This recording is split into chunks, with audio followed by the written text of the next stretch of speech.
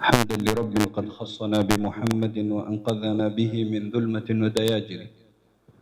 اللهم إنا نسألك بفاتحية الفاتح الفتح التام وبخاتمية الخاتم حسن الختام.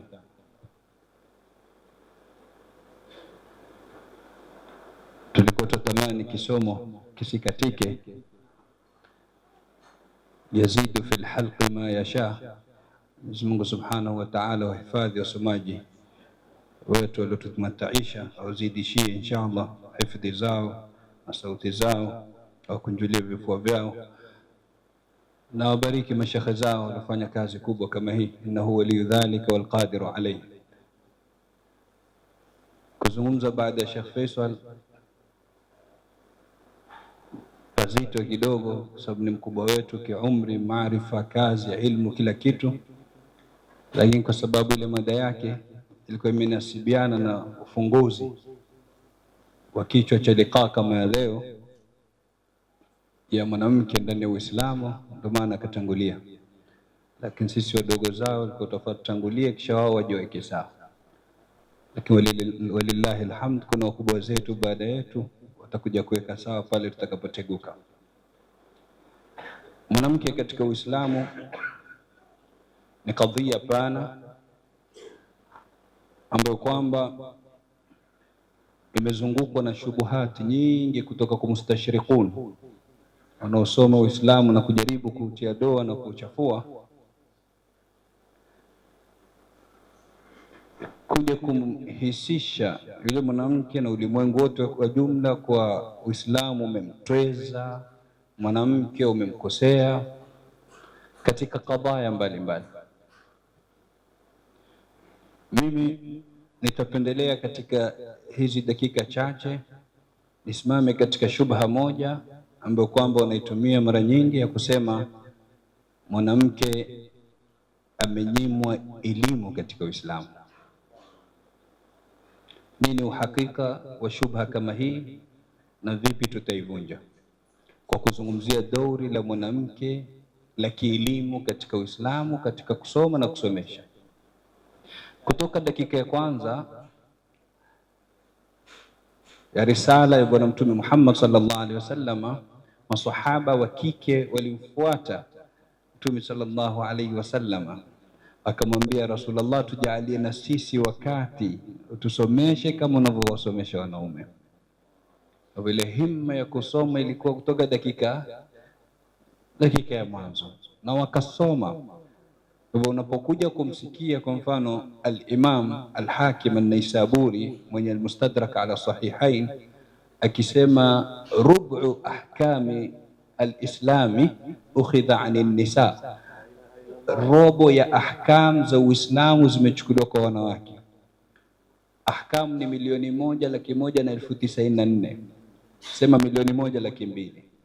Unazungumzia robo yake, yani takriban 300,000 ya ahkam za kisharia zimechukuliwa kutoka kwa nani? Kwa wanawake. Si kazi ndogo ambayo kwamba wameifanya. Walikuwa na mchango mkubwa sana katika elimu, na mchango wenyewe una vigawanyo kadhaa. Mwanamke kama mama kuchangia kumlea mtoto wake katika kupenda kusoma. Mwanamke kama mke kusaidiana na mumewe katika kusomesha. Mwanamke kama mke kumsomesha mumewe, na mwanamke kama mwanamke kusomesha umma kwa jumla. Tambelea nipitie katika niqat kama hizi. Al-Imam al-Shafi'i, al-Imam Malik, al-Imam Ahmad ibn Hanbal. Nataja hawa tatu kwa sababu ni katika fuqaha wanne wa madhahib za ahlu sunnati wal jamaa, lakini aima wengi wanaingia chini yao ambao kwamba walikuwa ni product ya mama zao.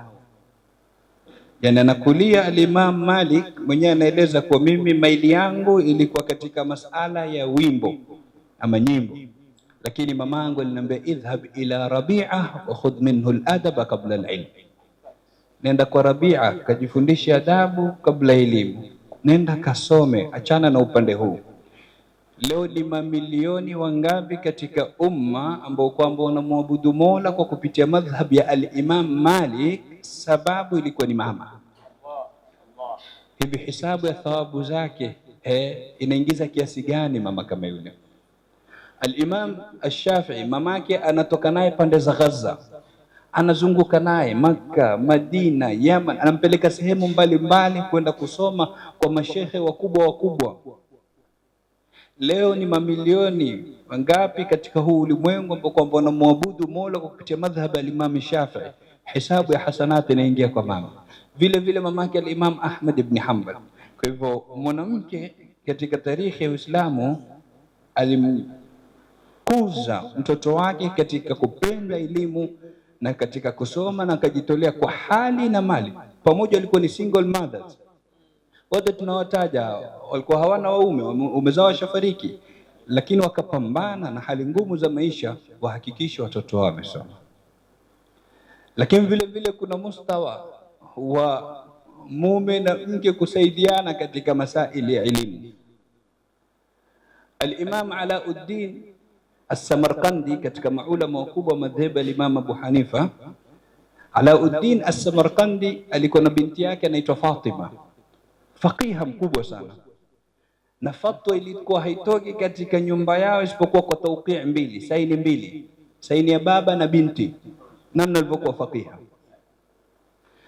Mwanafunzi wa al-Imam Alauddin As-Samarkandi ambaye kwamba ni Alauddin Al-Kasani akaja akafanya kazi kubwa. Shekhe lake alikuwa na kitabu Tuhfatul Fuqaha, akakisherehesha katika maraji yanayotegemewa katika madhehebu ya Imam Abu Hanifa, ni kitabu Bada'i'us Sanai', ni sharhi ya Tuhfa ya shekhe lake. Shekhe lake alipopendezwa na ile kazi akaona hakuna mukafaa ambao kwamba anaustahiki huyu bwana isipokuwa ni kumwozesha huyu binti yangu, mpaka maulama wakasema sharaha tuhfatahu wa tazawajahu ibnatahu, alisherehesha tuhfa yake akamwozesha binti yake, binti alima mzuri ambaye kwamba mpaka vijana wa makhalifa walikuwa mtamani. Lakini akapata bahati kwa kupitia nini? Saini zilikuwa ni mbili katika fatwa ikawa sasa fatwa katika ile nyumba haitoki isipokuwa kwa saini 3. Al-Habib Alwi al-mashhur, babu yake shekhe letu mlezi Al-Habib Abubakar Al-Adani rahmatullahi alayhi, alama, lakini alikuwa akisomesha na mama yupo nyuma ya pazia. Habib kidogo akiteguka katika masala ya kifiki, kuna pigwa makofi kule, anainuka anakwenda kwa mama mkewe, anasahihishwa, anarudi anaweka masala sawa. Alama lakini angalia, ujue mustawa wa ilmu uliokuweko. Mpaka siku moja Al-Habib Abdurrahman As-Saqaf ametoka kwenda kumtembelea moja katika maulama na wachaji Mungu wakubwa katika Hadramut, Sheikh Sultana Az-Zubaydia. Akifika pale alikuwa akijadiliana naye masail mazito katika ilmu. Siku hiyo Al-Habib Abdurrahman amemchukua kijana wake katika ile ziara. Yule kijana anashangaa, mwanamke anajadiliana masail mazito na Habib mwanamume. Akasema, yakamtoka maneno, ma bada bakra au ma bada li bakra tumari rijal au jimal, afwan, mimi sijaona ngamia wa kike akishindana na ngamia wa kiume bana. Kijana bado hajakoma. Sheikh Sultana akamwambia Al-Habib Abdurrahman, unaruhusu nimjibu? Akamwambia ruhusa. Akamjibu akamwambia, alhimlu bilhimli wazaid laban waliyal, anachokibeba ngamia wa kiume ndio hicho hicho anachokibeba ngamia wa kike. Alhimlu bilhiml, bali kuna na ziada. Wa kike anatoa maziwa na anazaa, wa kiume hana. Mustawa wa juu katika ilmu. Sasa kuna wale ambao kwamba ni waume na ni maulama, lakini wamesoma kutoka kwa wake zao, kama Hisham ibn Urwa. Hisham ibn Urwa amechukua elimu kutoka kwa mkewe Fatima bint al-Mundhir.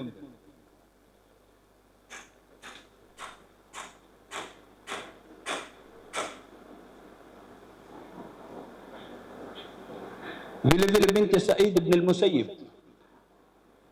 mume wake ambaye mmoja katika wanafunzi Al-Imam Said ibn al-Musayyib amechukua ilmu kutoka kwa binti Said ibn al-Musayyib. Kwa hivyo ilmu, tukizungumzia janibi ya wanawake katika umma, ilikuwepo hadhir tena kwa idadi kubwa sana, na ndo naona Al-Hafidh Ibn Hajar Al-Asqalani katika Taqribu Takrib ametaja wasomi wa kike 724.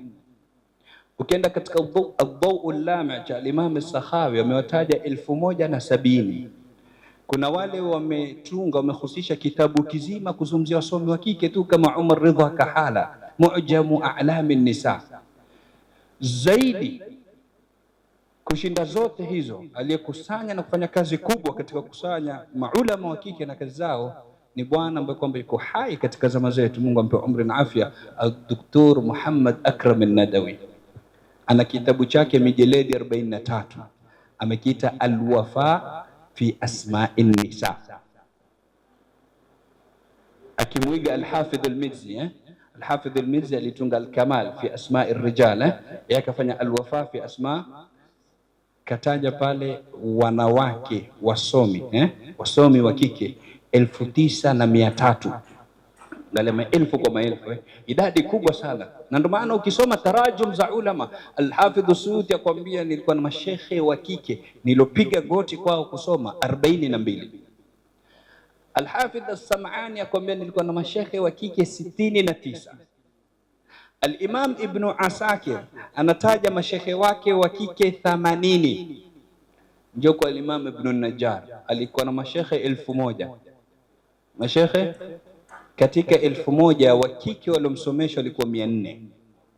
Katika zama ambazo kwamba mtu anaweza kusoma kwa mashekhe wa kike 400, ni idadi kubwa kiasi gani ya ilmu iliyokuwa kwa wanawake. Kwa hivyo ilikuwepo, Uislamu haujamnyima mwanamke kusoma.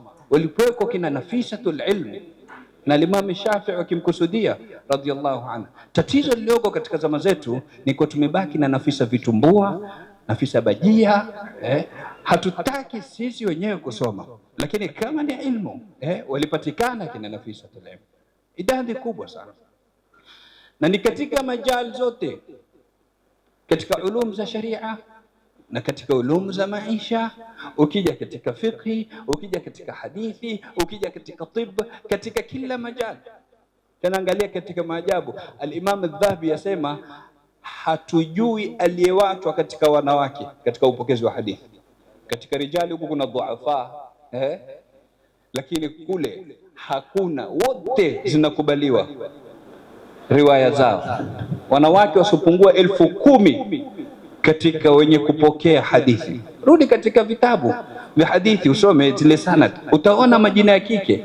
Bali kitabu sahihi zaidi baada al-Qur'an al-Karim ni kitabu gani? Sahihi al-Imam. Je, tunajua kuwa sahihi al-Imam al-Bukhari, nuskha iliyokuwa sahihi zaidi ya Bukhari imepitia kwa mwanamke, Karima al-Marwaziyya. Mwanamke nuskha sahihi zaidi, Karima al-Marwaziyya radhiyallahu anha wa ardaha. Mwanamke amesomesha maulama wakubwa. Kulikuwa na aima wa kike ambao kwamba wakikaa katika majalis makubwa katika misikiti mikubwa wakihadhir wakisomesha. Ummu Darda As-Sughra alikuwa akisomesha miezi 6 Sham, akitoka miezi 6 akienda Aqsa, Mwenyezi Mungu au komboe karibuni, akisomesha kule. Fatima binti Ibrahim Al-Bataihiyya alikuwa akisomesha katika Al-Haram Al-Madani, ndani ya msikiti wa Mtume Madina, akisomesha. Leo wako wapi wanawake masomo kike ambao kwamba walikuwa wanasomesha katika masajid? Aisha binti Abdul Hadi Al-Maqdisiyya katika maulama wakubwa kike. Al-Hafidh Ibn Hajar anasema nimesoma vitabu 70 kwake, 70. Aisha binti Abdul Hadi alikuwa akisomesha chini ya Qubbatun Nisr Sham kule, katika sehemu ambapo kwamba mabwana wakubwa wakisomesha kule Darul Hadith. Mpaka Imam Subki siku hiyo anaonekana anabusu ile sehemu mbalimbali. Unafanya nini? Asema la'alli an amassa bihurri wajhi makana massahu qadamun Nawawi, au kukumpita mabwana wakubwa kina Imam Nawawi na wengineo, japo na mimi niguse sehemu ambayo kwamba umeigusa Nawawi. Mwanamke alikaa sehemu kama ile, Aisha binti Abdul Hadi Al-Maqdisiyya akasomesha. Kwa hivyo ni idadi kubwa. Ukisoma kuna kina Zainab bintu Kamal katika mashaikh wa Imam Adh-Dhahabi, anasema wamesoma kwake vitabu 400. Vitabu 400 wamesoma kutoka kwa mwanamke kama. Kwa hivyo wanawake kusoma katika janib katika upande wa Uislamu, mwanamke hajazuiwa kusoma kabisa. Amesoma na akasomesha, na kama tulivyosema, si katika ulum za sharia peke yake. Ukienda katika tib, hospitali ya kwanza katika Uislamu ilikuwa ni hospitali ya mwanamke Sayyidatuna Rufaida al-Aslamia, sahaba wa Mtume sallallahu alaihi wasallam, na ilikuwa nje ya msikiti wa Mtume, na Rasulullah akipeleka masahaba wakubwa kutibiwa. Kina Sayyidina Saad ibn Muadh alipoumia alipelekwa huko kwenda kutibiwa na Mtume sallallahu alaihi wasallam. Sayyidatuna Rufaida mwanamke. Soma katika tarikhi, wasome kina Maryam al-Istrablia. Huyu Maryam anatambuliwa na taasisi ya falaki ulimwengu mzima, astronomy, kwa sababu kiwango alichofika kwa zama hizo, mpaka aliunda vifaa vya kuweza kufuatilia harakati za sayari. Ilmu kubwa aliokuwa nayo katika upande huu wa falaki, bali katika ulimwengu ambao kwamba tuishi ndani yake, katika hili chuo cha kwanza kikuu, chuo kikuu cha kwanza ulimwenguni kiliasisiwa na mwanamke, Fatima al-Fihriya, Jamiat al-Qarawin, Morocco.